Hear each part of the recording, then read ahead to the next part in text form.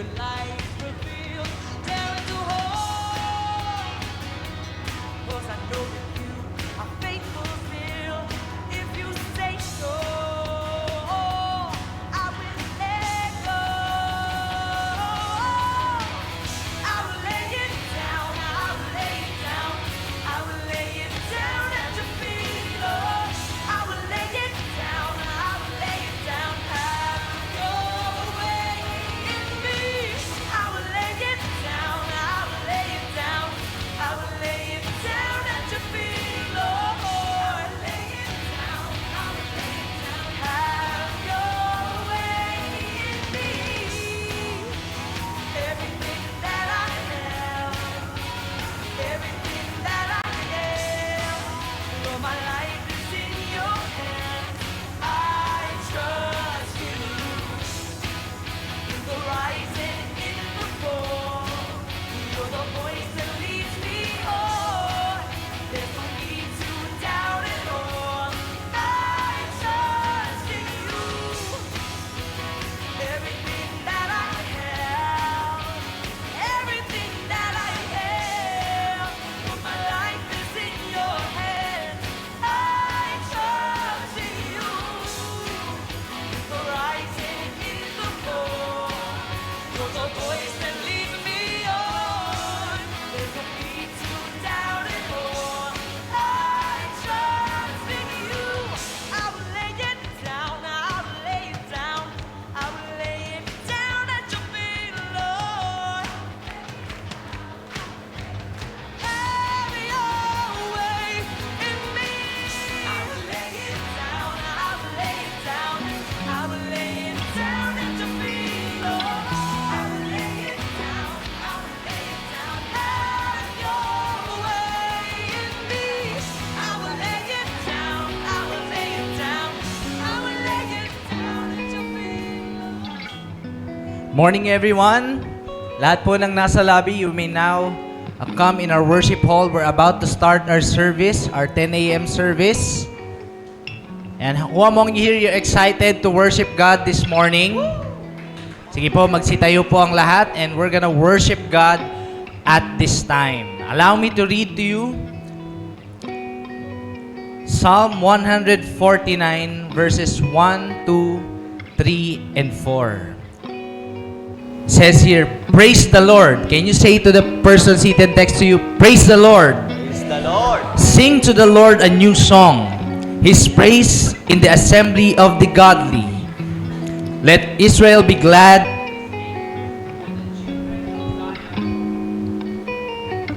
Rejoice in their King. Verse 3, let them praise His name with dancing. Among you here, you're excited to worship God with dancing, making melody to Him with tambourine and lyre. Verse 4, for the Lord takes pleasure in His people. Can you look at the person seated next to you? That is God's son, God's daughter.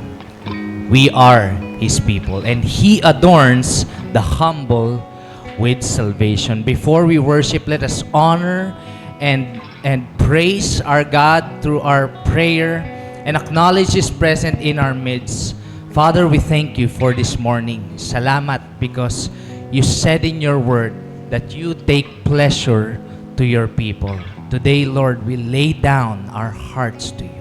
We lay down our thoughts to You. We lay down everything of us, our whole life, at Your feet. We humble down ourselves and we worship You not just with our lips, but with our whole lives. Thank You, Lord. As we sing songs, let it be that the joy of the Lord will be our strength. Whether we dance or whether we sing at the top of our lungs, Lord God, it is for You, and You are, by Your grace, we are able to do that. Thank You, Lord. Thank You, Jesus. Let everything that has breath praise the name of Jesus. Thank You, God. This we pray. In Jesus' name we pray. Everybody say, amen. Let's worship God together.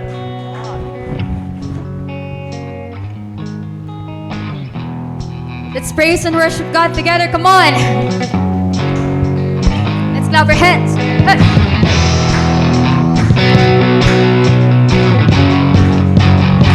We praise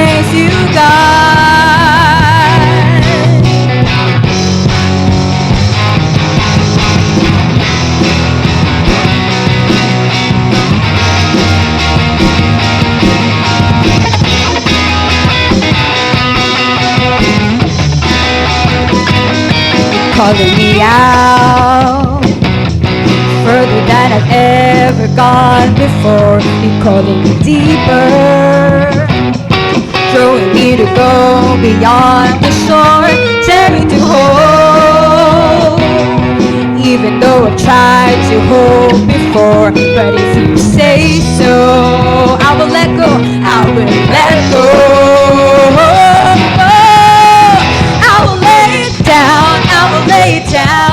I will lay it down at your feet, Lord. I will lay it down. I will lay it down. Have your way in me. Oh, we live on Jesus.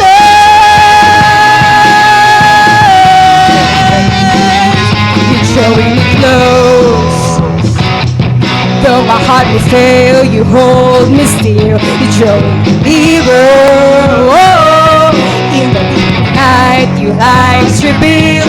Dare to hold, 'cause I know that you are faithful still. If you say so, I will let go. I will lay it down. I will lay it down. I will lay it down at your feet, Lord. I will lay it down. I will lay it down. Have your way in me. I will lay it down. I will lay it down. I will lay it down at your feet, Lord. I will lay it down. Have your way in me. Everything, everything that I have, everything that I am, Lord, my life is in your hand. Let's say I trust in you, in the rise and in the fall. You're the voice that leads me on. There's no need to doubt at all. I trust in you. Everything that I am, everything that I am, Lord, my life is in you. We trust in you, God. We trust in you, Lord. The rise in the fall. You're the voice that leads me on. There's no need to doubt at all. I trust in you. I will lay it down. I will lay it down. Come on. I will lay it down at your feet, Lord. Have your way in me. I will lay it down. I will lay it down. I will lay it down at your feet, Lord. I will lay it down. Have your way in me. I will lay it down. I will lay it down. I will lay it down at your feet, Lord. I will lay it down. I will lay it down. Have your way in me. Give God a hand of praise. Come on.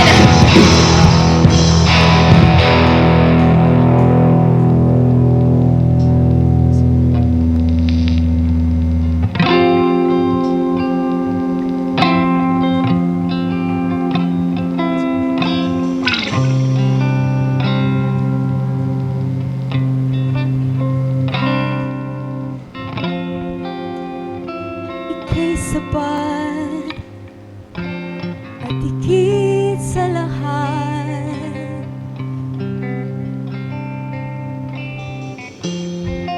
Aming Panginoon, Panginoong Jesus.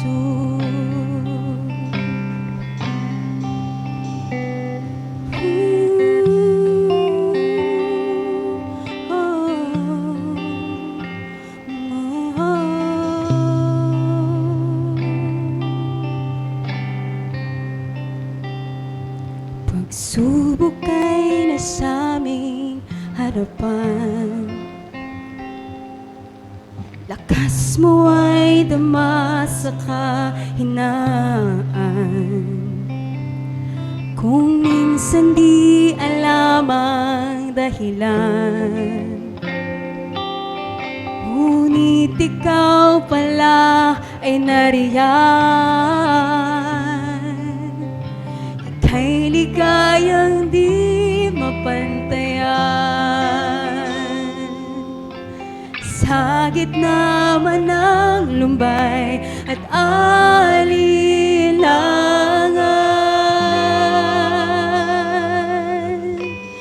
O Panginoon, ang pag-ibig mo'y higit sa kaya ibigay ng mundo. Katapatan mo'y ihahayag ko upang makilala ang ngalan mo, Panginoon.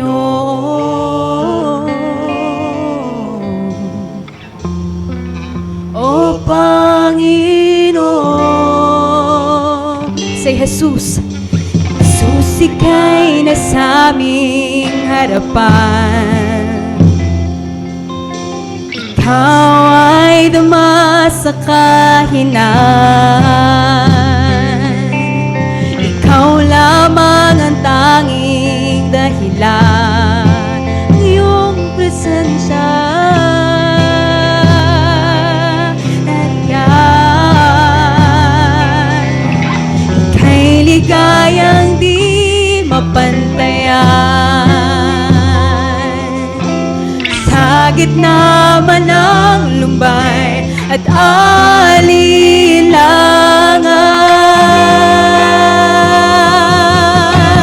O Panginoon, ang pag-ibig mo'y higit sa kayang ibigay ng mundo.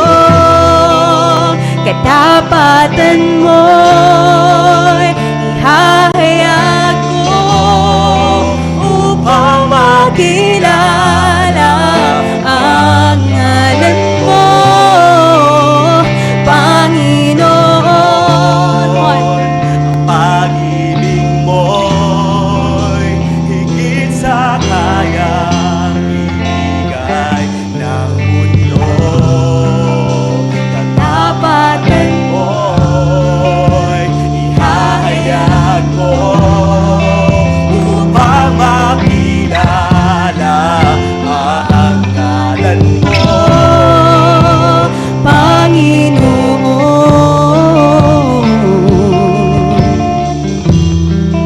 O Panginoon, sapat ang biyayang na mula sa'yo. Sapat ang kaluwalhatian mo. Sapat ang kapangyarihang taglay mo. Buong galak, galak na taas ka, Kristo. ika'y sapat.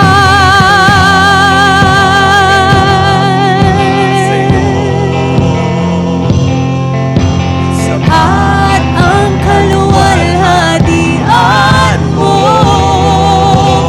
Sapat ang kapangyarihang taglay mo.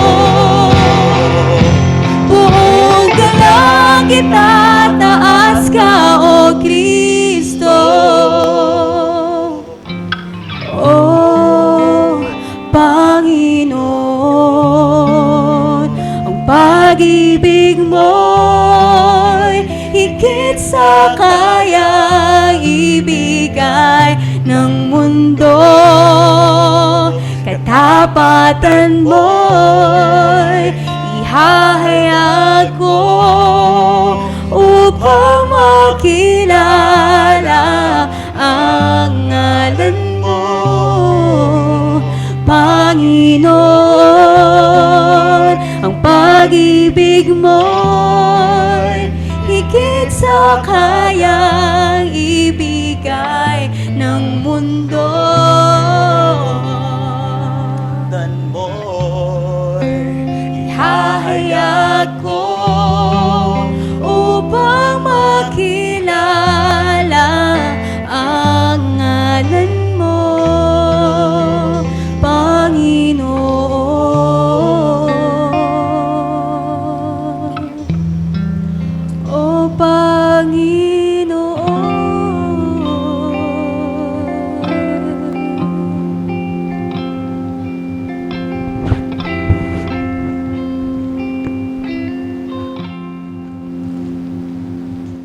Let's continue to worship God, and this time we will worship God through giving. Let's read from chapter 24, verse 1. It says here, "The earth is the Lord's, and the fullness thereof, the world and those who dwell therein." This verse na binasa natin, this establishes yung katotohanan ng character ni God at kung sino siya. That everything belongs to God. Yung earth, yung resources, everything. No? Even tayo, even the people is under the ownership of God. And knowing that God is the owner and we are His stewards, that we do not truly own anything dahil pinagkatiwalaan lamang tayo ng Panginoon. We are stewards of what He has entrusted to us. So, whenever we give, we are not giving something na that belongs to us, but we are just returning a portion of what God has already provided. And it says here that the earth is the Lord's and the fullness thereof. This verse acknowledges as well how God is sovereign in our lives. So whenever we return our tithes, we give our offering to God, our resources, we declare na si God yung source ng provision natin. It is an act of our trust and worship kay Lord because we recognize that everything comes from Him. And since the earth and everything in it belongs to God, siya din yung nagde-distribute ng resources na pinagkatiwala niya sa atin according to His will. That He blesses us so that we can be a blessing to others. And whenever we give, we support the kingdom work of God, helping the church, helping His kingdom advance, helping those who are in need of God and who are in need to hear His word. And so today, may we reflect in that truth that because God owns everything and it is the goodness of God, the character of God, His goodness and faithfulness, because He owns all things, then we can respond in generosity. We can respond cheerfully. We can respond sacrificially because God, you own everything. I have nothing to fear about my life. I have nothing to fear about what will happen sa life ko, sa family ko, sa work ko, sa mga susunod na mga araw. Because you are God, you own everything, and you are faithful to provide for your people. And so with that, let us take this time to return our tithes and give our offerings to the Lord as our thanksgiving, as our response to the love of God. We can give through online, or we can give through cash as we are being assisted by our ushers. And today, let us extend our hands to the Lord and acknowledge the character, the goodness of our God. Lord, we thank you. We thank you, God, because in this verse, you reminded us that you own everything on earth, and even us, Panginoon. Maraming salamat, Panginoon, because, Lord, in your word, it always reflects, God, yung character mo, Panginoon, na ikaw ay mabuti, na Panginoon, lahat-lahat ay sa iyo, Panginoon, and na ang lahat-lahat ng nasa iyo, Panginoon, ay sa amin din, Panginoon. Salamat, Panginoon, kasi dahil mabuti kang Panginoon, God, na hindi mo kami, Lord, pababayaan, hindi mo kami pagkukulangin, at katulad nung song na kinakanta namin kanina, Panginoon, na Lord, ang pag-ibig mo ay sapat, ang pagpapala mo ay sapat sa amin, Panginoon. Kaya ang dalangin namin, Lord, i-align mo, God, yung hearts namin, God, sa iyo. Na, Lord, as we see you, Lord, that you are enough in our lives, God. Na kami, Panginoon, Lord, na kami ay manahan, Panginoon, sa katotohanan ng salita mo. Na ikaw ay tapat at Ikaw, Panginoon, ay sapat sa buhay ng bawat isa sa amin. Salamat, God, kasi pinagpapala mo ang bawat isa sa amin dito, Panginoon. Pinagpapala mo ang bawat pamilya, ang bawat negosyo, ang bawat pinagkakitaan, ang bawat isa sa amin dito, Panginoon. At dalangin namin, Lord, may we respond, God, in giving what is due to you, because you are good to us, Panginoon. Dalangin namin, Lord, that as you bless us, we will continue to be a channel of your blessings to more people, so that more people will know you, God, how you are good and faithful to them as well. Maraming salamat, God. This we pray in Jesus' name. Amen and amen. And let us also take this time to pray for the next generation. Let us extend our hands to them. Lord, we thank you for the lives of these little children, for this next generation, God. They belong to you, God. Salamat, Panginoon, kasi pinagkatiwalaan mo ang kanilang mga magulang, God, ang guardians nila, Panginoon, na mag-alaga sa kanila, magpalaki sa kanila, Panginoon. At Lord, bilang katiwala, God, nais namin, Panginoon, and as a church, God, nais namin, Lord, na maging faithful steward din, Lord, sa mga kabataan na to, Panginoon, na Lord, dalangin namin sa bawat kilos namin, sa bawat pananalita namin, God, may it reflect, God, of your character, that you are good, Lord. And dalangin namin, God, that as we raise this next generation, God, they will see, Lord, in us, your character, so that they too, Lord, will grow in your ways. They will grow in your word. They will grow, Lord, ng may pagmamahal sa'yo at may pagmamahal din sa iba, Panginoon. Kaya dalangin namin, God, ang bawat kabataan dito, God, that as they come to know you, Lord, in their lives, God, they will also, Lord, make that decision to surrender their lives to you, Panginoon. Offer what is due to you, God. And Lord, live their lives according to your purpose. Maraming salamat, God. Continue to bless their families, Lord. Lord, that they will be able to provide, Lord, everything that these children need, Lord, hanggang sa paglaki nila, Panginoon. At dalangin namin, Lord, ang mga kabataan na to, God, ay lalaki, Lord, ng may totoong pagmamahal sa iyo. Salamat, God, as we pray in Jesus' name. Amen and amen. Let's continue to worship God. Let's continue to worship our God this morning.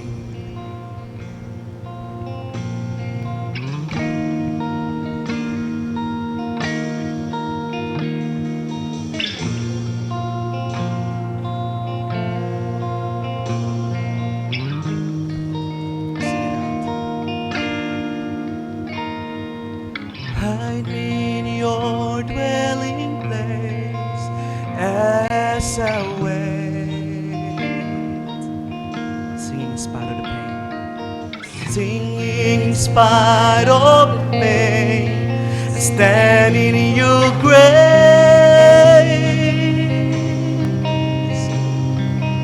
Embracing the dark of the night.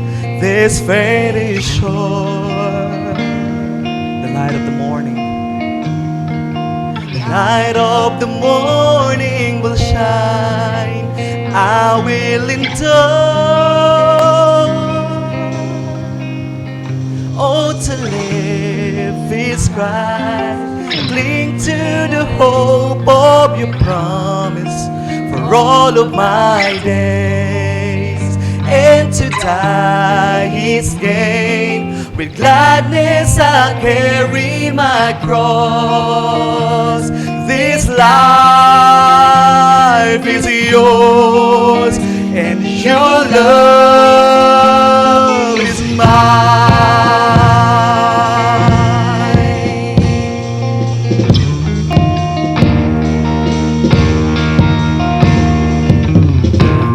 With your delight as I obey.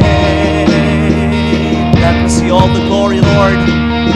Let me see all of your glory, Lord, as I pray. Give me unshakable joy as I give you my life. Nothing can never compare. You are my pride.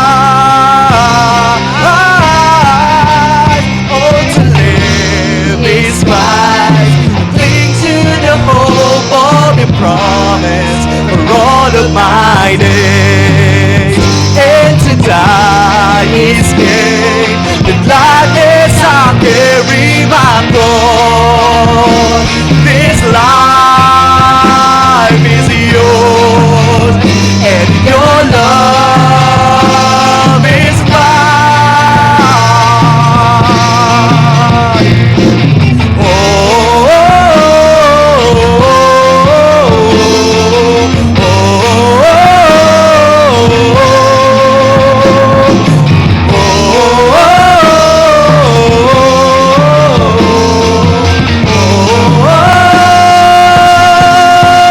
I have decided, yes, I decided to follow Jesus for all of my days. I have decided, yes, I decided to follow Jesus for all of my days.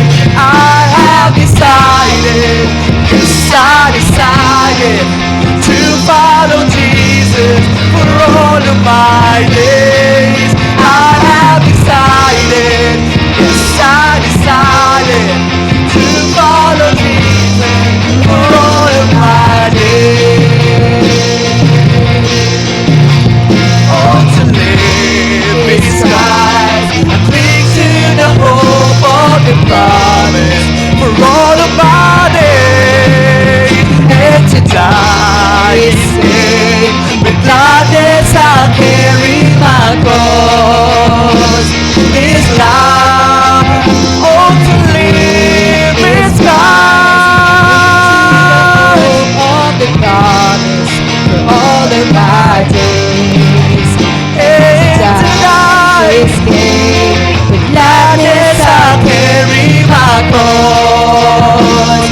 This life is yours, and your love I have decided, yes, I decided to follow Jesus for all of my days. I have decided, yes, I decided to follow Jesus for all of my days.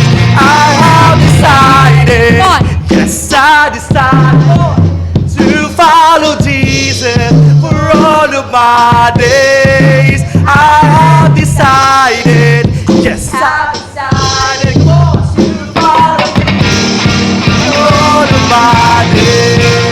I have decided, yes, I decided to follow Jesus for all of my days.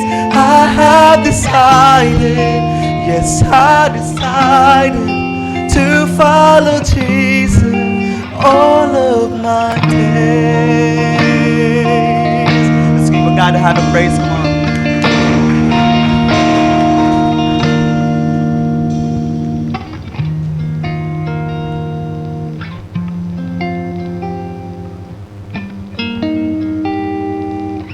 Luke 9, 23 to 27. And he said to all, if anyone would come after me, let him deny himself and take up his cross daily and follow me. For whoever would save his life will lose it, but whoever loses his life for my sake will save it. For what does it profit a man if he gains the whole world and loses or forfeits himself? For whoever is ashamed of me and of my words, of him will the Son of Man be ashamed when he comes in his glory and the glory of the Father and of the angels. But I tell you truly, there are some standing here who will not taste death until they see the kingdom of God. This is the word of the Lord. Blessed be His name. Let's pray together. Lord God, katulad po ng kinakanta namin, we have all decided to follow you. Whatever that means. Lord, today, teach us what it truly means to truly follow you. Help us count the cost. And not just count the cost, but pay the price meet the cost so that we would truly be your followers. I pray that you would anoint the preaching of your word and your servant, and that you will speak to each and every one of us, direct us, lead us to life everlasting. In Jesus' name we pray. Amen. Amen. Good morning. Magandang umaga po sa inyo. Welcome to Life Nova. We exist to love God and love people. Before taking your seat, please approach someone na hindi po masyadong kakilala. Go ahead and introduce yourself, and then you can find your seats.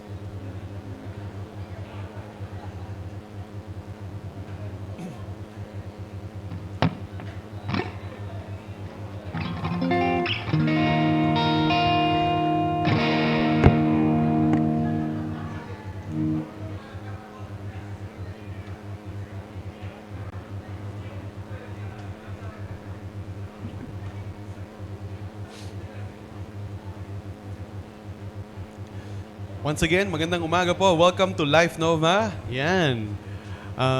Before we begin, I just want to recognize our Cavite people. One of our original pastors here, Pastor Eric, is here today with his wife, Ita Violi. What an honor it is to join, for you to join us po. No? Namimiss na kayo namin. Thank you for being faithful to our mission in Cavite. And of course, I want to recognize our resident preacher here in 10 a.m. I want to recognize John Marie and his wife Crystal, along with Bishop Peter. Ayan, so ayan, sa Renado family, thank you for serving the Lord faithfully. Ayan. I quickly want to start this by saying we are on the third part of our series called Cost of the Cross. Sa series na to, pinag-uusapan natin ano ba talaga yung presyo ng pagsunod kay Jesus. Ano bang ibig sabihin ng, tulad na kinakanta natin, I have decided to follow Jesus for the rest of, what does that mean? What does that even mean? No? I want to show you a picture of my family. I know this is already familiar to you, but when I look at this picture every time, I can remember myself from 16 years ago, going 17 now this May. And alam nyo ba, 17 years ago, I did not ever imagine that my future 16 years plus later self would look like this with a family. Because 16 years ago, gusto ko lang pumunta sa abroad, earn a lot of money, and not be poor anymore. And ayun, di ko alam kung sino ang papangasawa ko, di ko alam kung anong magiging buhay ko.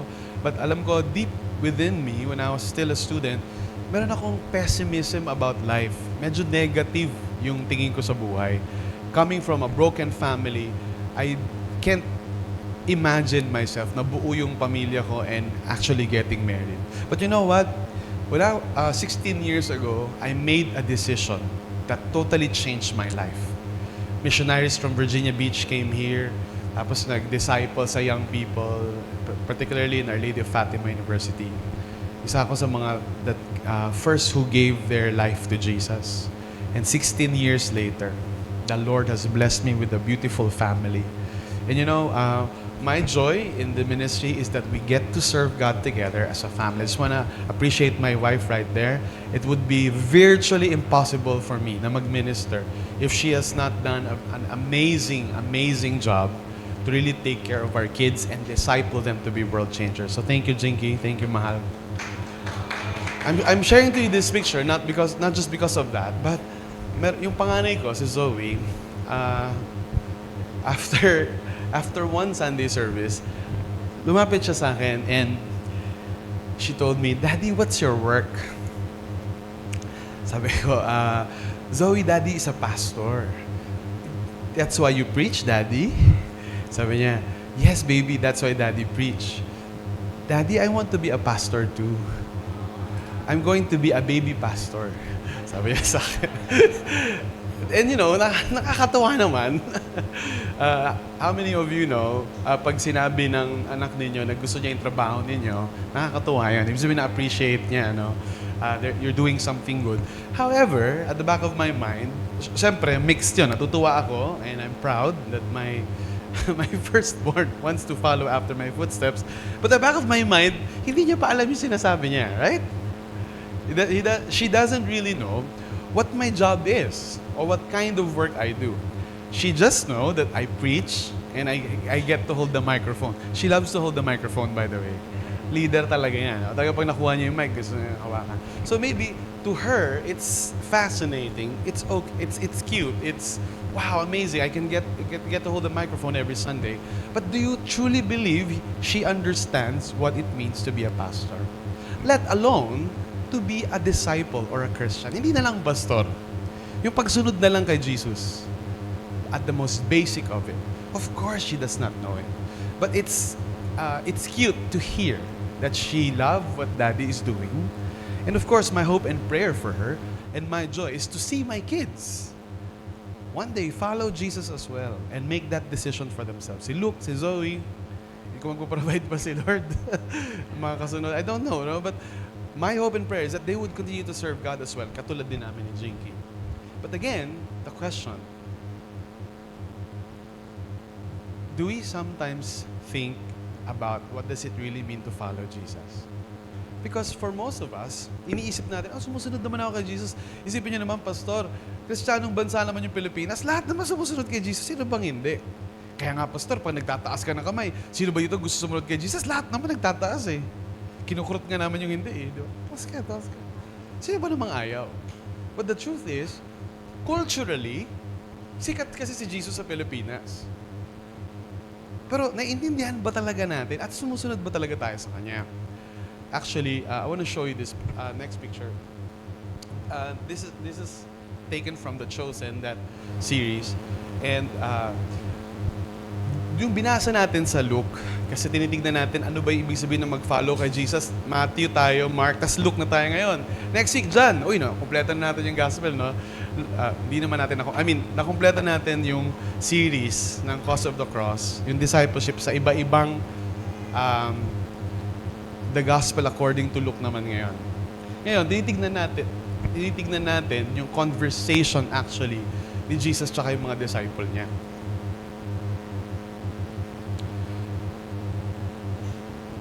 Kung mapapansin ninyo, sa binasa nating passage, pag tumingin kayo mas maaga doon sa Luke chapter 9, in the beginning of Luke chapter 9, there's a section there na tinatanong nila si Jesus.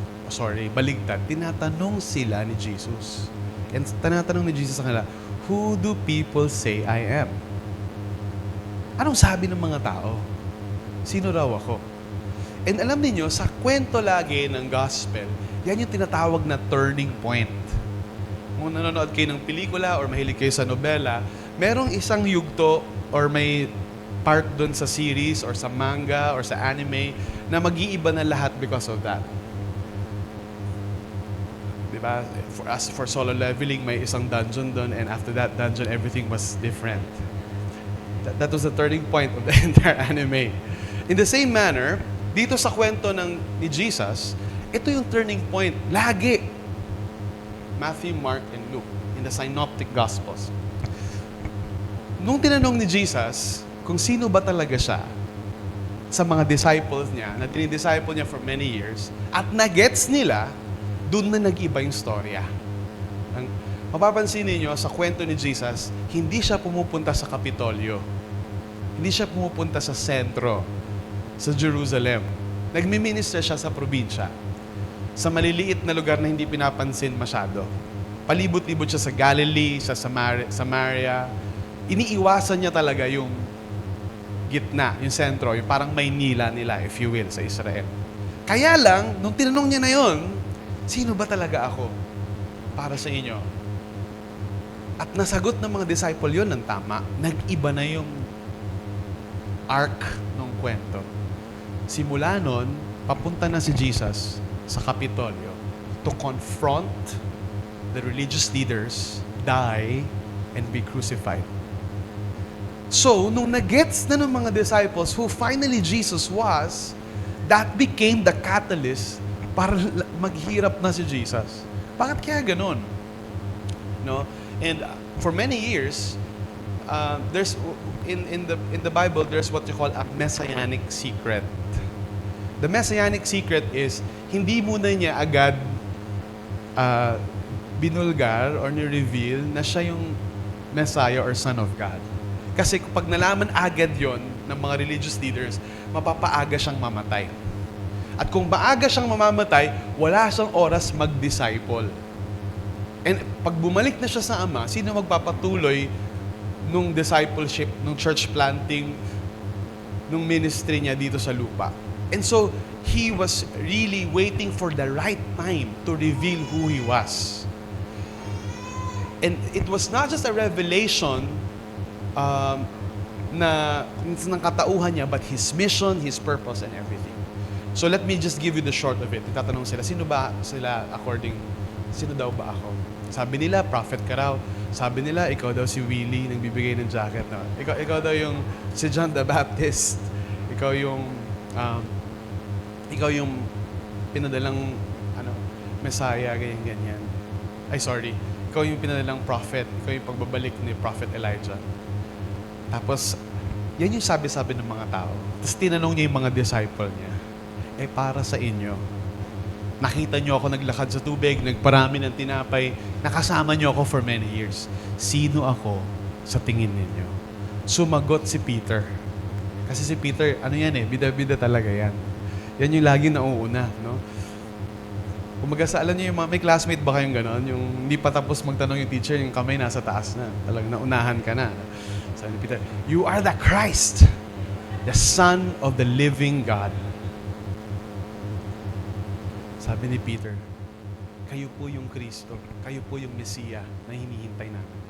Blessed are you, Simon Bar-Jonah, son of Jonah, for this, dahil hindi ito nireveal lang sa'yo ng tao lang, but my Father revealed it to you. Now, in the account of Luke, it's a bit different. Yung aspect na tinignan ni Luke. Pagka-bisto, ikaw pala yun. Ikaw pala yung anak ng Diyos. Biglang sinabi ni Jesus na, actually, tama kayo. Pero wag niyo munang ipagsasabi. And kailangan ko kasing mamatay at mapahirapan. And after 3 days, mabuhay muli. That's what you call anticlimactic. Kasi nung finifigure out nila, sino ba ito?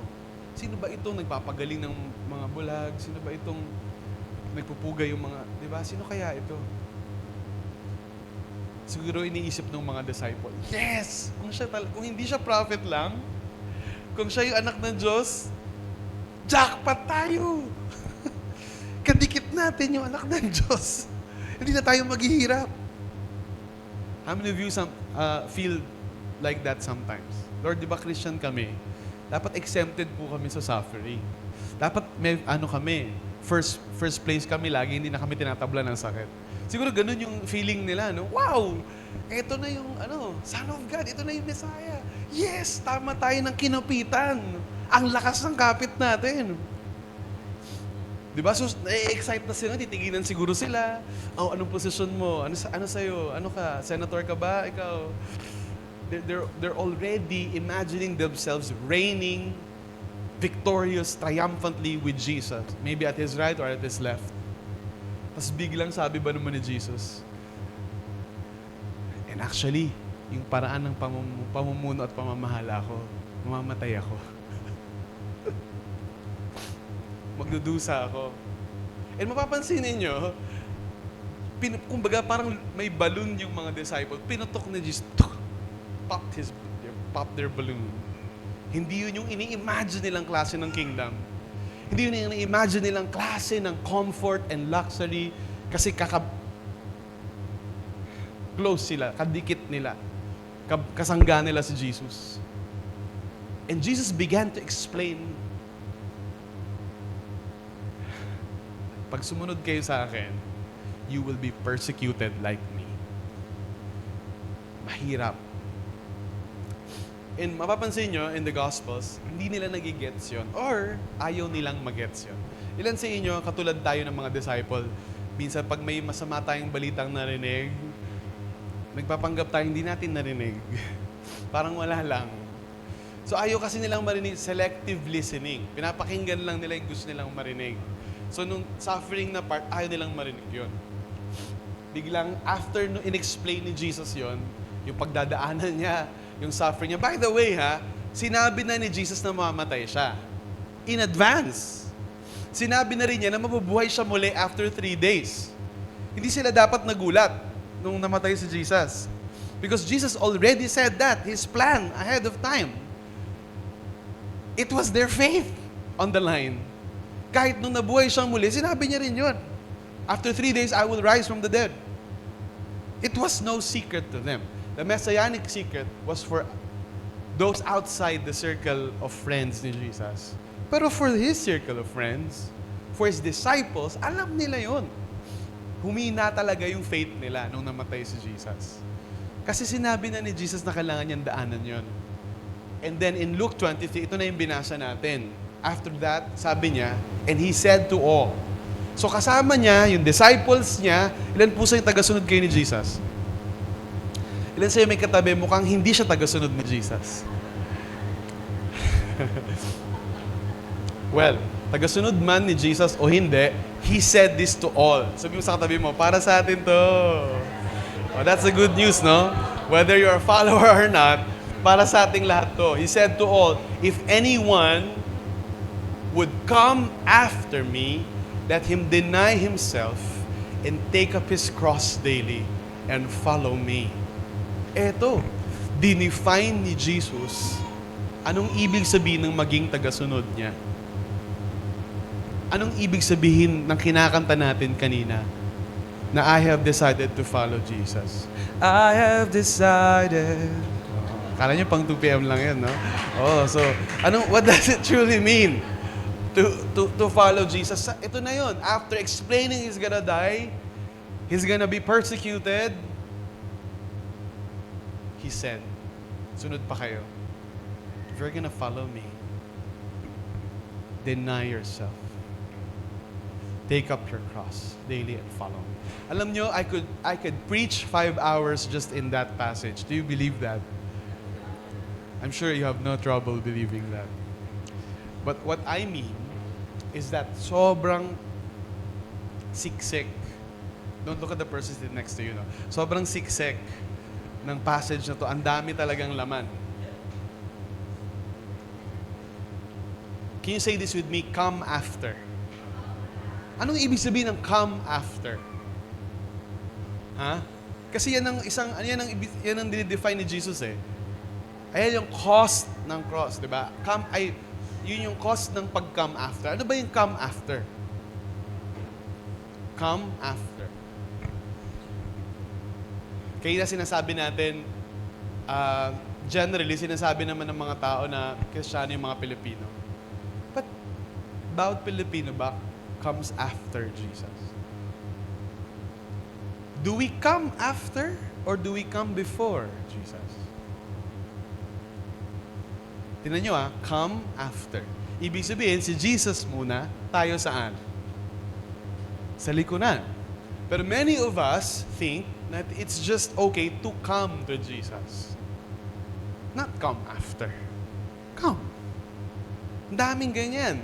Inalok mo sa church, inalok mo ng life group, inalok mo ng ma-disciple, they come. But they don't come after. Magkaiba yun eh.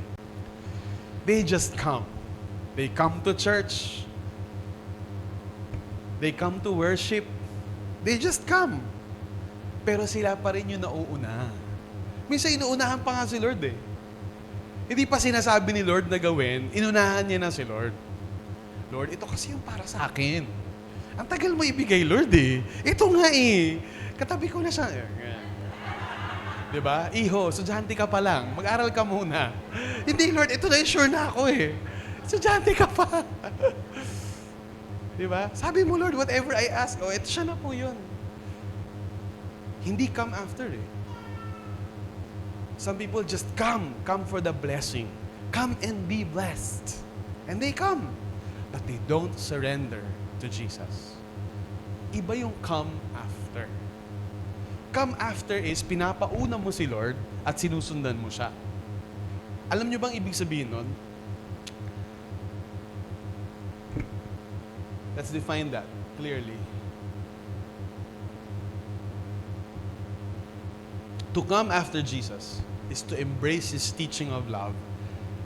It's not there. and lifestyle of sacrifice. Yun ang ibig sabihin talaga ng come after. Embrace His teachings and follow His lifestyle. Follow what? Anong sabi niyang lifestyle niya? Sacrifice. He's gonna die. How many of you want to die? How many of you want pain? Masokista tayo. Gusto nating pahirapan tayo, wants persecution. That's exactly what Jesus was saying. I will be persecuted. You follow me, you will be persecuted too. Hindi niya pinadali yung pagsunod sa Kanya. Sinabi niya yung realidad ng cost. And in this world, na halos lahat naman ng makilala mo, Christian, follow ni Jesus, Catholic, religious, sino ba talaga yung sumusunod sa Panginoon? Ang daming fans. Alam mo yung mga fans? Nandyan lang sila pag madali. Pero yung mga totoong followers ng Jesus, hindi sila fair weather people. Even if the weather is bad, nandyan pa rin sila. And that's exactly what Jesus was saying. If you follow me, it's gonna be hard. Full of pain. But follow me anyway. In fact, to explain clearly, anong ibig sabihin ng pagsunod sa Kanya, sabi niya, let Him deny Himself. Deny Himself. Hindi ibig sabihin na, hindi ako si Jerica. Deny yourself. Hindi. Deny yourself means, yung gusto mo, yung makakabuti sa'yo, ipagkakait mo yon. Uunahin mo si God tsaka yung iba, kaysa unahin mo yung sarili mo. Yun yung pag-deny sa sarili. If meron kang kapakinabangan, ikauunlad, ikagiginhawa, pero ang mga nganib doon, yung pagsunod mo kay Jesus, at yung pagmamahal mo sa kapwa mo, di bali na lang. That's what deny yourself mean. And then, take up His cross. Ilan po sa inyo, tuwing nakikita niyo yung cross, na-encourage po kayo? Hindi kayo na-encourage. Ako lang. Ilan sa inyo, pag nakakita kayo ng cross, you feel encouraged? Okay lang naman kung hindi. How many of you, when you look at the cross, you feel safe? You feel... What do you feel when you see the cross? Anyway, huh? You feel loved. Oh yeah. So, as a Christian culture, we understand na cross is a good thing. In fact, pag may aswang, anong ginagawa? Di ba? Make a cross. in pop culture, in Filipino pop culture, they make a cross para matakot yung aswang. Sa mga ospital, may cross. Sa mga libingan, may cross. Cross became a good symbol. But do you know, and I know some of you know this, but some of you don't. Most of us, if not all of us. Hindi yan ang original meaning ng cross. Kasi kaya lang naman yan naging magandang symbol for us. Symbol of love, symbol of hope, symbol of resurrection. Because Jesus changed its meaning. Pero, nung sinasabi to ni Jesus, let me ask you a question, namatay na ba siya? Na-crucify na ba siya? Hindi pa. Ibig sabihin, they were on the side of the cross na hindi pa nangyayari yung crucifixion. And ibig sabihin, hindi pa natatransform yung meaning ng cross. Minsan pa nagbabasa ka ng Bible, kailangan tanungin mo eh. Di ba? Kailan to sinabi ni Jesus? Nang pagkamatay niya? O hindi pa siya namamatay? Eh, hindi pa siya namamatay nito eh. At nung sinabi niya ito, and bago na transform yung cross, ano ba yung ibig sabihin ng cross? The cross was invented by the Persians, perfected by the Romans, an instrument of torture, pain, and shame, and death.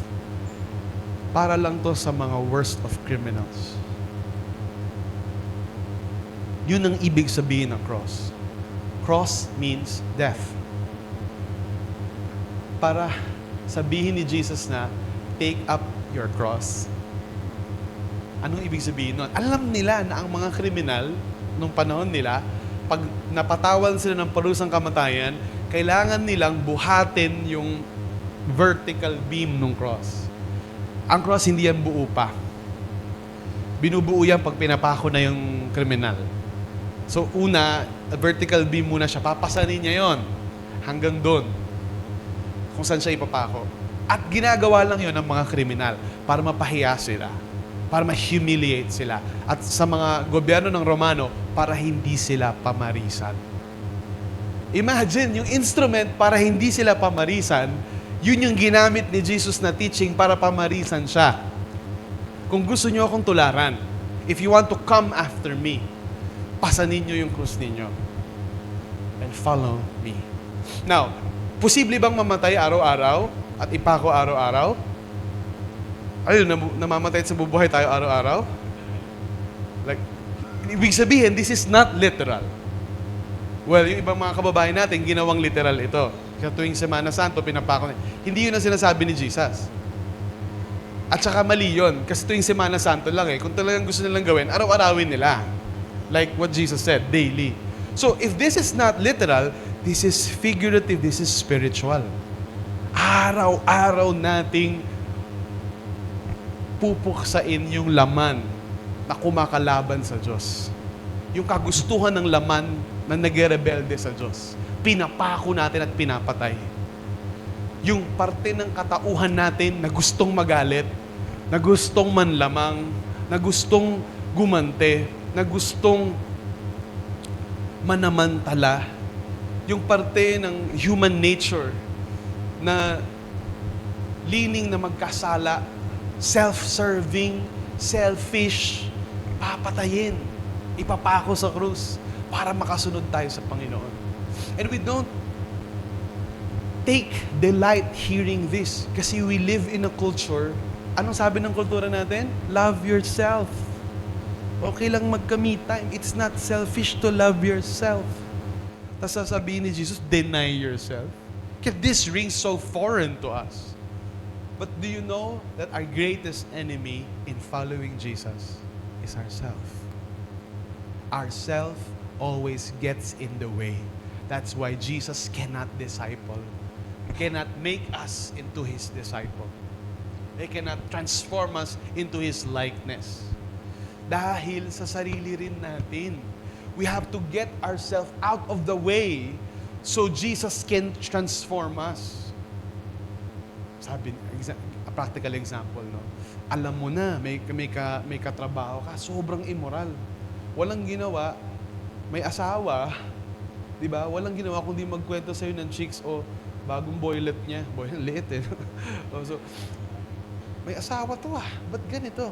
Nasa trabaho ka. So, ikaw naman, na-expect mo, ay ganun talaga. Nasa ano ako makasalanang mundo. Pero alam mo na, pinaprompt ni Jesus sa'yo na sharean mo. Invite mo sa church, i-live group mo, i-one-to-one mo. Kasi nakakaya, jahe. Kasi campus crush ako. Nung college, paano yung image ko maging Jesus? Yourself gets in the way. Nagkamali ka talaga kay Lord. Nagrebelde ka talaga kay Lord. One of the services na nasa church ka, na-feel mo na talagang tinatouch si Lord yung spirit mo. Naiiyak ka talaga. Gusto mo talaga mag-worship. So, ginawa mo, sumingot ka ng sumingot. Di ba? Pero naalala mo, teka lang, atapang-atao pala ako. Sabi, turo sa akin, di umiiyak ang mga lalaki. Tinanong mo yung mata mo So, instead na ibigay mo yung puso mo kay God ngayon, nakatingin ka sa mga tao, ano kung sasabihin nila pag bigla akong, yourself always gets in the way. Meron kang nagkasala sa'yo, ginawan ka talaga ng masama. Kilala ka sa pagiging mapaghigante. Hindi ka po pwedeng lamangan. Di ba? Pag sinasaktan ka, sasaktan mo sila ng times 2 para hindi na nila ulitin ulit. Para malaman nilang cactus ka. Alam mo yung cactus? Pag piniga mo yung cactus, ikaw yung masasaktan. Nagpapaka-cactus ka sa mga kaaway mo para hindi na sila umulit. Alam mo, binago ka na ni Lord. Wala ka ng kahilig-hilig maghigante. Kaya lang, natapakan yung pride mo. Sa totoo lang, wala naman na yun sa'yo. Kaya lang, iniisip mo anong sasabihin nila. Kaya gaganti ka ulit. Mananakit ka ulit. Yourself gets in the way all the time. God is transforming you, changing you. Di ba gusto ni Lord i-lead mo yung pamilya mo? Kasi tatay ka Tatay yung pari sa bahay dapat. We are the priest of our homes. Hindi lang ako pastor dito, pastor ako sa bahay. Kaya lang, kahit ikaw yung tatay, di ba, pinapalagi mo, pinapa-attend yung asawa mo, pagsisimba sa mga babae lang yan. Para sa mga babae. O mag-pray na, ikaw na. Kakasigaw ko lang sa'yo, ako pag-pray mo. Di ba? Yourself gets in the way. Paano ka tatransform ni Lord? Kaya sabi ni Jesus, deny yourself. Di ba? Ba't ako mauuna humingi ng tawad? Ba't ako makikipagkasundo? Lagi na lang nila ako tinatapakan. Kailangan malaman nila na may pako ako. Para pag tinapakan nila ako, sila yung masasaktan. Yourself gets in the way for sacrificial love to happen. And Jesus reminds us, if you would come after me, mauuna yung teachings ko. Come after me. Ito si Jesus, ito lang tayo. Susunod tayo dapat kay Jesus. Huwag nating ilagay si Jesus sa likod natin. Lord, samahan mo ako. Lord, papasok ako sa beer house. Kasama naman kita. Come after Jesus. Di ba? Lord, eleksyon ngayon. Chance ko nang kumita to. Alam kong masama to. Turo to ni Pastor Tim. Huwag magvo-vote buying. Huwag boboto dahil lang magaling sumayaw, magaling kumanta, pero kasi 10,000 to. Sayang naman to. Hingi na lang ako ng tawad sa'yo after. Our self gets in the way of God transforming us. Pinapa-reach out ni Lord sa'yo yung mga kamag-anak mo, kaklase mo. Mahiyain kasi ako eh. Ano kasi ako? Soft-spoken. Introvert. Lahat na ng dahilan, sinabi mo na. Pero hindi na, alam mo na hindi na pinapagawa ni Lord sa'yo. How can God transform you if you will not deny yourself and follow Him? The cross is a symbol of death. Hindi naman mamamatay na tayo. Pero kailangan mamatay yung parte natin na rebelde sa Diyos. Sabi dito ni Jesus, He gives the justification, the substantiation. Wow, big terms, nosebleed. Ano yung dahilan ba't natin gagawin yun? For, dahil, whoever would save his life will lose it. But whoever loses his life for my sake will save it. Then Jesus blurts out a paradox. What is a paradox? Apparently two seemingly contradictory truths. But when you think about it deeply, hindi naman talaga nagkokontra.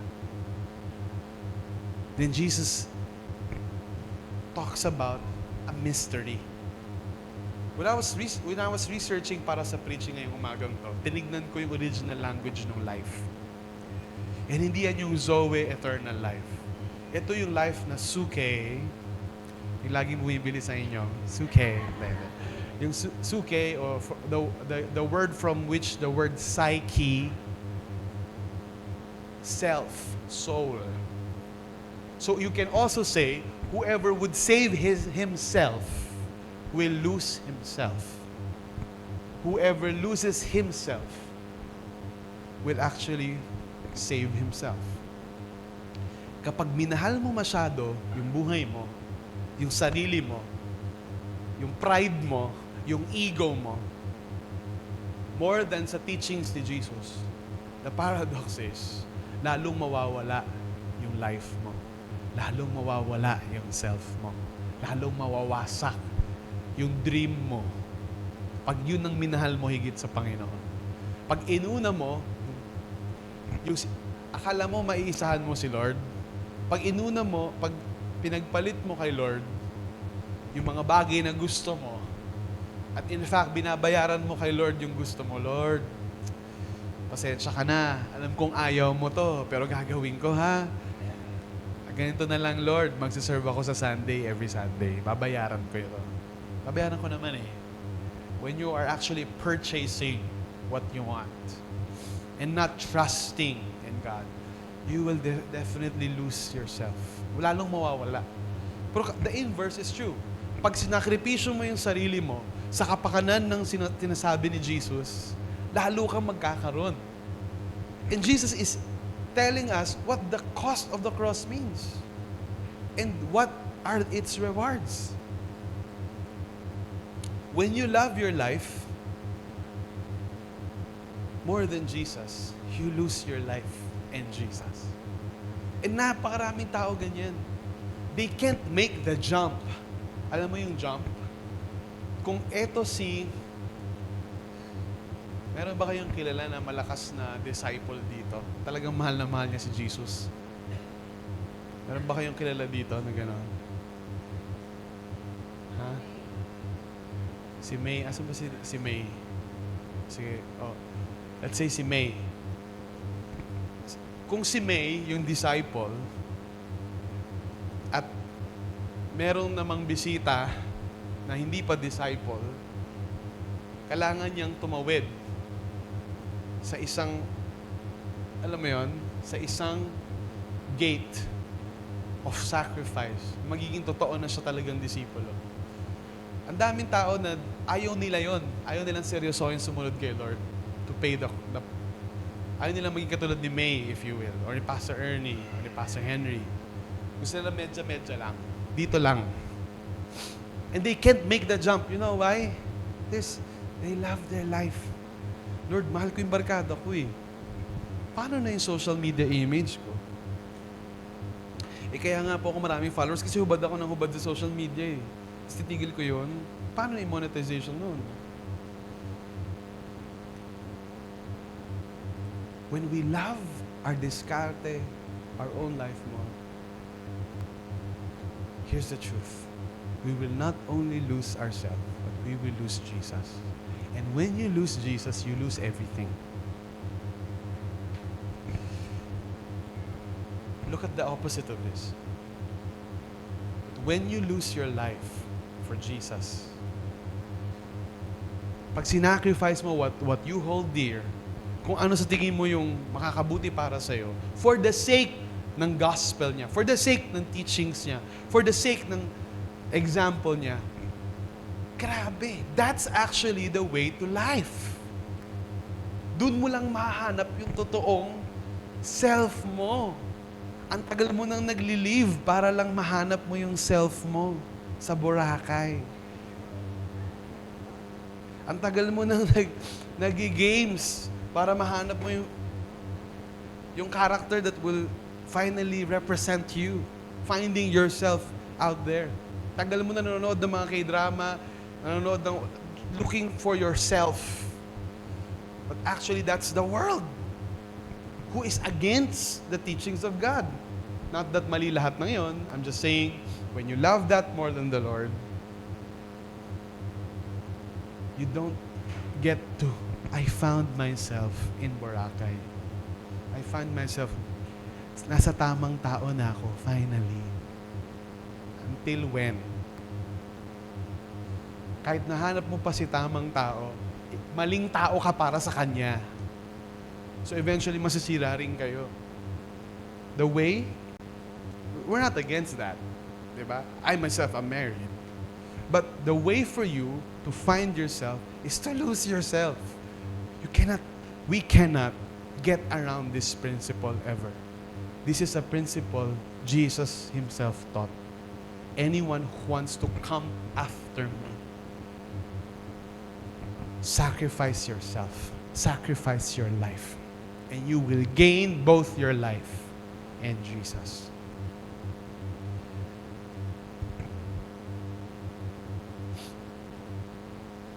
Why would I make that decision, Pastor?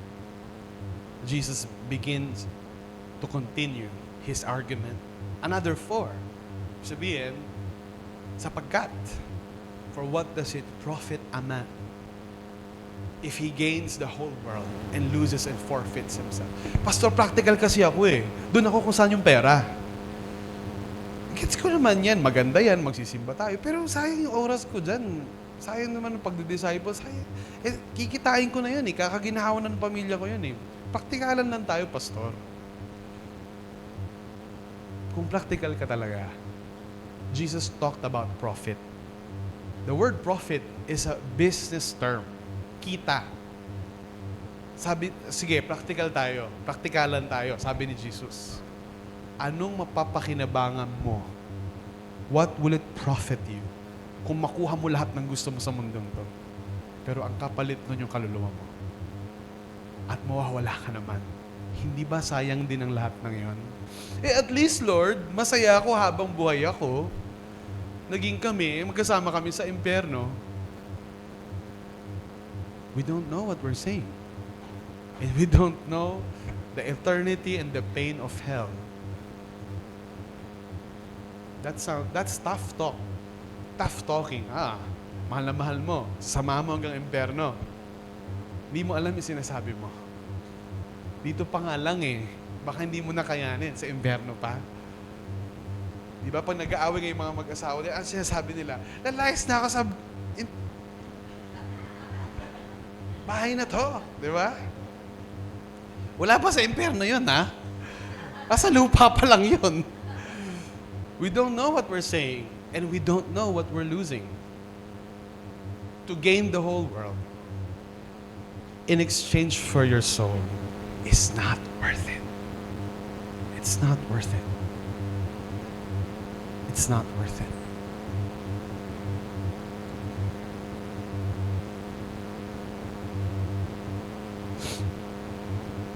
Even if we become the richest, the most popular, the youngest looking, if we lose Jesus, if wala naman yung repercussion sa eternity, para saan yan? And Jesus is telling us, to the most practical people, kung praktikalan lang, ito yung practical, eternity. How will this kaya maganda niyan sa mga practical na tao. Bago tayo gumawa ng desisyon, kahit ano, we ask this question first. Worth it ba na ipagpalit si Jesus sa panandaliang kaligayahang ito? Worth it ba na ipagpalit yung joy, yung family ng discipleship, yung kabataan natin, yung strength natin, yung mga healthy days natin na nagdi-disciple tayo at yung mga tao na save, naging parte ka ng mission ng Diyos, ang dami mo na bautismohan, kahit di ka naman pastor, dami mo kasi malakas ka pa, hindi pa masakit yung likod mo. Lahat yun pagpapalit mo para sa konting kita. Is it really worth it? Dahil sobrang pogi niya, sobrang ganda niya. Killer. 10/10.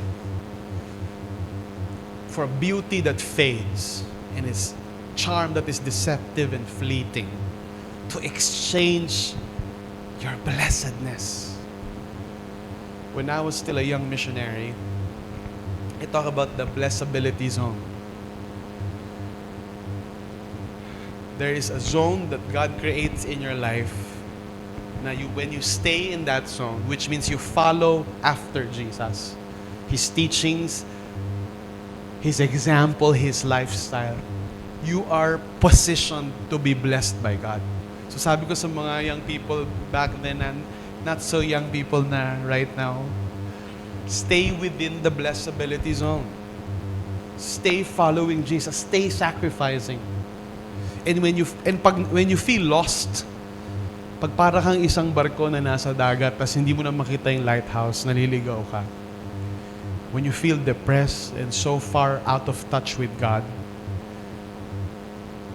and hindi ka makabalik, you start with yourself. The nearest is yourself.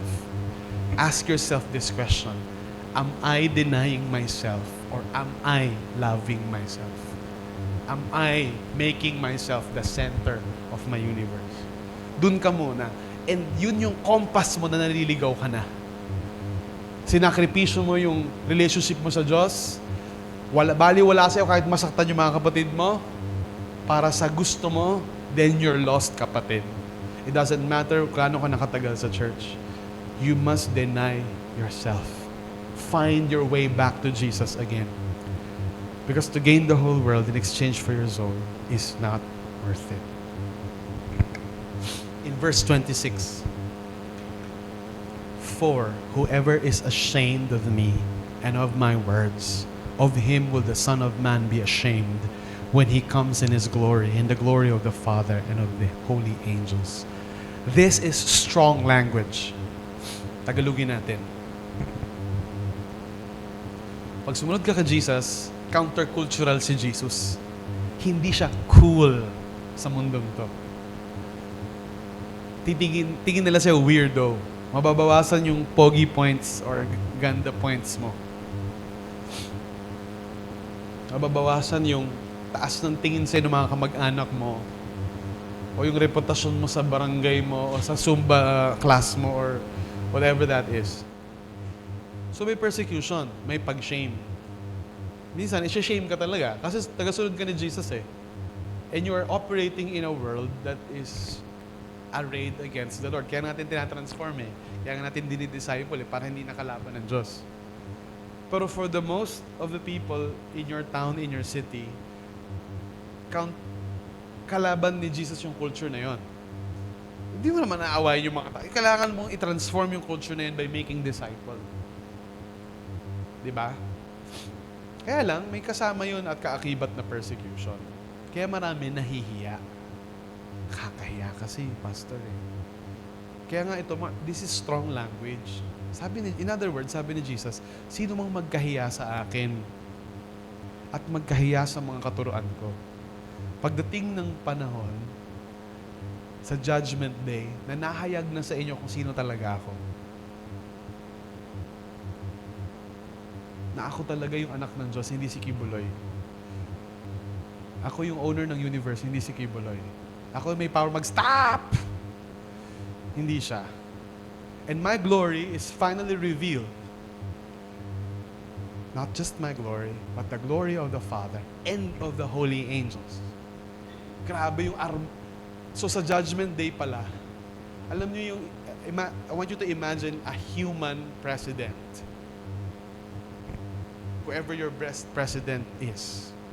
Walang away dito ah. And then lahat ng military nagsasalute sa kanya. Sino man yan, the greatest president ever. Winston Churchill, whoever that is for you. Nothing compares to the Son of Man in the fullness of His glory. And lahat ng army, the heavenly armies, we will all see that in the judgment day. And pag kinahiya raw natin ng Panginoon, ikakahiya rin tayo ng Panginoon on that judgment day. What a strong language.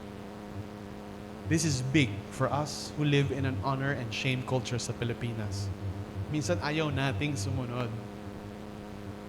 Diba? Minsan sabihin ng mga kamag-anak mo, ma-attend ka dyan. May basbas ba yan ng Roma? May visa ba yan? Mapunta ka ba sa langit? Nahiya ka naman ngayon kasi nasa reunion ka. Niloloko ka ng mga kamag-anak mo. Tiklop ka ngayon. Di ka nalang mag-share ng gospel. Diba? Pero alam mo sinasabi ni Jesus, this is a radical language. Don't be ashamed of me. And whoever is proud of me, the converse is true. Sino man na mag-sacrifice ng sarili niyang honor, shame, for my sake, on that day, the world will know na tama yung pinili mo. When the Lord divides the humans according to goats and sheep, sino yung mga sa Kanya, sino yung mga hindi sa Kanya, on that day, magkakagulatan na lang. Yung mga taong akala mo, tinitingala mo, matataas na tao sa lipunan, na nilapastangan ng Panginoon, ginawang ano lang yung pangalan niya, instrumento ng pagkakakitaan o pagkuha ng impluensya, ginamit. Akala mo nasa langit sila, magugulat tayo kung sino yung nasa langit, magkakagulatan. And those na parang mga kawawa, kinakawawa ng mundo, inaapi, kinikriticize, hindi sikat, unpopular, the Lord will bring and clothe us with honor and glory. It's very important for us to take seriously the cost of following Jesus. Ano ito? Then in this section, kasi nag-umpisa siya sa practical eh, what does it profit a man to gain the whole world yet loses? So, eto na, in the light of eternity. Yun ang tatanong natin sa sarili natin eh. Oo, nagpapakapagod ako dito. Oo, ganito ako. Pero in the light of eternity, may ambag ba to sa akin? If you're truly practical, you're gonna ask that question. Hindi lang in the light of your lifetime. but in the light of eternity. Yun yung strength na kailangan makuha natin. Sabi nga ng mga magagaling na political commentator. Biglang naging political commentator si Pastor. Hindi, narinig ko lang. And I'm borrowing. No? Sabi nila, isa sa mga dahilan kaya sira yung Pilipinas, kasi yung mga leader natin sa gobyerno, no one in particular, pag tumingin sa plano for the next 6 years lang. Anong ikakabuti nila for the next 6 years? Inuuna nila yung sarili nila. Paano sila mauupo, paano sila makakabalik. Kahit anong mangyari sa bayan, kahit maghirap, kahit magmahal yung pagkain, wala basta makabalik sila. In contrast, sa mga mayayamang bansa, na pag nagplano sila 50 years from now, 100 years from now. Hindi na sila nagpaplano lang for the now. They plan for the next generation. Imagine, hindi naman necessarily Kristiyanong bansa yon. Mga mauunlad na bansa lang yon. And I want to take that notch higher. As the people of God, and as the one who will judge not just the unbelievers, but the angels, along with the Lord one day, let us not just plan for 100 years from now, let us plan for eternity. By making sure that the things we do today, we don't make a decision, yes, cute siya, yes, piniem ka niya, pero how does that look in the light of eternity? Remember, walang nakatago na hindi mabubunyag. At wala tayong ginawa na hindi ihahayag. And balang araw, sa Judgment Day, lahat ng ginawa natin, I don't know how that's gonna happen, but it's like a CCTV being played lahat ng buong buhay mo. Sana bago mo gawin yan, kapatid, think of what it will entail before God and His holy angels and the Father. Pag pinanood ng buong buhay mo, may our life be an offering of praise worthy of the Lamb who was slain. But I tell you truly, there are some standing here who will not taste death until they see the kingdom of God. And then Jesus begins to close this conversation with this. Pero sa inyo, grabe yung encouragement niya, no? Kasi tinakot niya yung mga disciples. Ang hirap pala! Napakahirap pala nito. Pumiyak pa ako! Napakahirap pala ito! Bandang sa dulo, nagsabi siya ng reward. Pero sa lahat ng hirap ng pagsunod kay Jesus, ito yung reward ninyo. In fact, kausap niya yung mga disciple niya. Meron sa inyo rito. Hindi kayo makakatikim ng kamatayan. Bago kayo makatikim ng kamatayan, ibig sabihin yung mga follower ni Jesus na mamatay pa din, only to be resurrected to eternal life. Pero bago sila mamatay, nung era nila na yon, hindi daw sila mamamatay nang hindi nakikita yung pagsisimula ng paghahari ng Diyos. But some of them lang. Kasi si Judas hindi makakasama eh. But some of them will see the beginning of the kingdom of God. And you know how the kingdom of God begins? It begins with sacrifice. But it does not end in sacrifice. Like the cross that begins in shame, sacrifice, and death, after 3 days, ends in victory, eternal life, reigning forever. Kompleto na yun, mga church. That is what's gonna happen at the other side of the cross. So, hindi naman sadista at masokista si Lord na, tuwa siya pa naghihirap tayo. Gusto niya daanan natin yung cross. Because that's the only way to go to the other side. In the same way, for us to enter eternity, we need to die, di ba? Physically, we need to die to enter eternity. Ganun din, huwag tayo maghintay na mamatay. Dito pa lang, as disciples at followers of Jesus, let's die to our old nature so that we can enter into the life and victory God has given us. That is the cost of discipleship. And let me encourage you with this as we close. Because the sacrifices in following Jesus is nothing compared to the reward of belonging to His kingdom. Yes, as you follow Jesus today, especially those of you who labor, those of us who labor, to disciple people, to love people, to show Jesus to them. Kaya tinatakasan ka, pagod ka na, di ba? Hindi ka na makahinga, kaka-counsel, Wala ka nang ginawa kundi hayain mag one-to-one, nire-reject ka, tinatawagan mo, ayaw magpa-share. Pero sige, you labor for the Lord. Kasi alam mo na yun talaga yung Great Commission. And those who embrace pain and death actually become stronger. Look at Cello Leveling, right? Pero imagine kung di niya tinake yung quest na yun, hindi siya lalakas. That's why Jesus wanted us, hindi nga lang solo, corporate leveling. Kasi sama-sama tayo eh. Diba? As a body, kasi solo siya lang yun eh. No, some of you are too old for this, but you know, you're never too old for anime. It's on Netflix. So.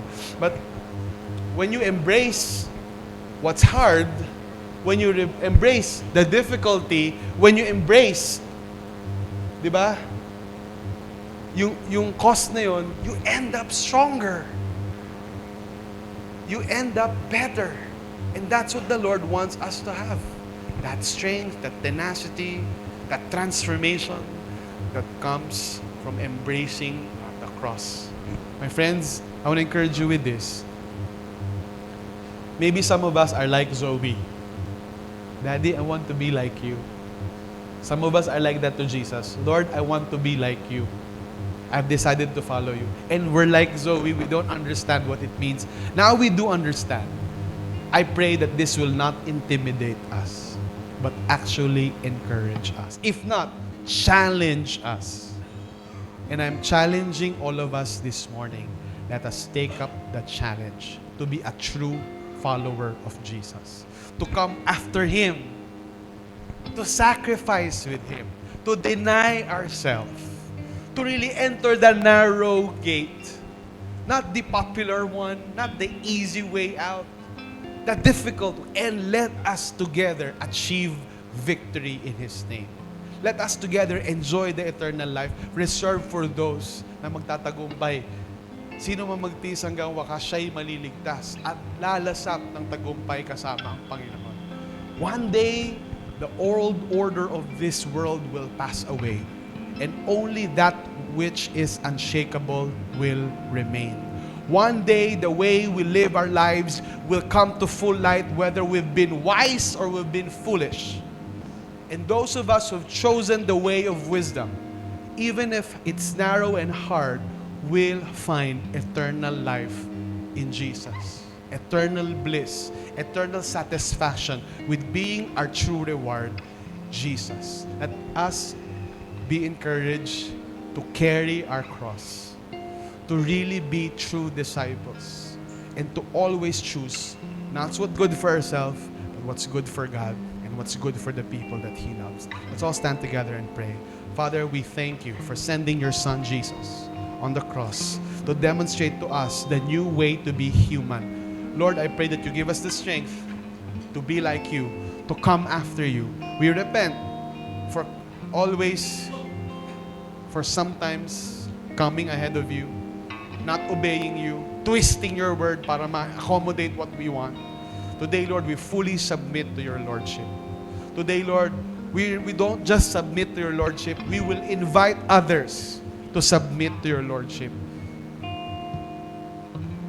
And that begins with us surrendering to You, being part of a small group discipleship, not giving up meeting each other as some as in the habit of doing, pursuing, growing together, corporate leveling together. We're going to advance and be a true disciple. Lord, I pray that today we will take up the challenge and You will give us the grace to truly fulfill that challenge and start paying the cost of a cross. In Jesus' name, amen. Let's worship the Lord together.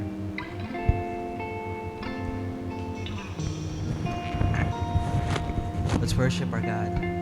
Let this be our declaration that now, Lord, we decided, God, to follow You for the rest of our lives.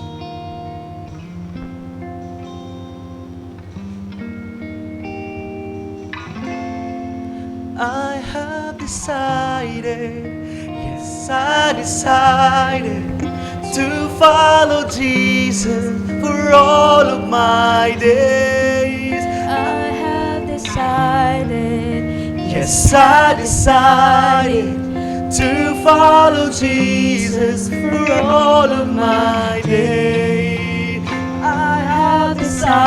decided, yes, I decided to follow Jesus for all of my days. I have decided, yes, I decided to follow Jesus for all of my days.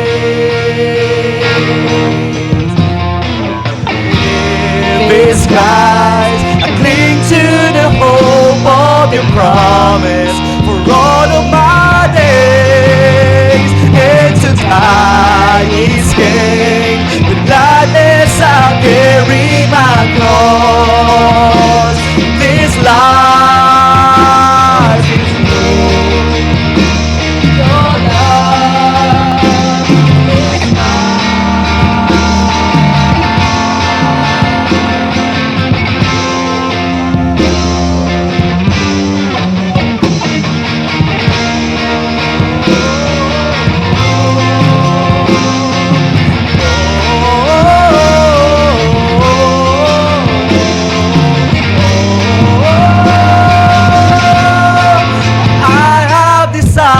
yes, I decided to follow Jesus for all of my days. I have decided, yes, I decided to follow Jesus for all of my days.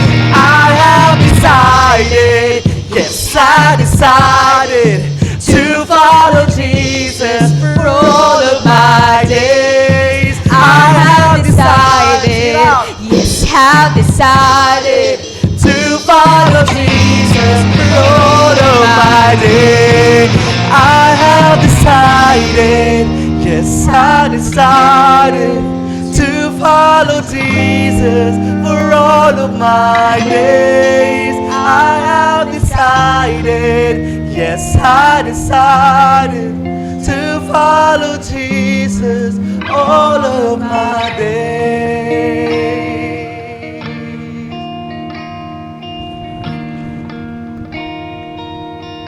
Among you here, you're compelled by the message, and you can say to yourself, challenge accepted. And this is the promise God, even Jesus from himself said, I will be with you till the very end of age. Let us take that and let us pray. Lord, we thank you because you are with us. Lord, we thank you because we're not just after the blessing, we come after you. And Lord, by your grace and by you empowering us, we're gonna go and follow you, Lord. And every one of us, Lord, as not just alone, but as a church, we will follow you. In Jesus' name we pray. Amen. Amen. That's it for our 10 a.m. service, the third part of our series. And with that, let me bless you with the word of God. That the Lord bless you and keep you. And the Lord make his face shine upon you and lift his countenance in you and give you peace. Take care, everyone. God bless us all.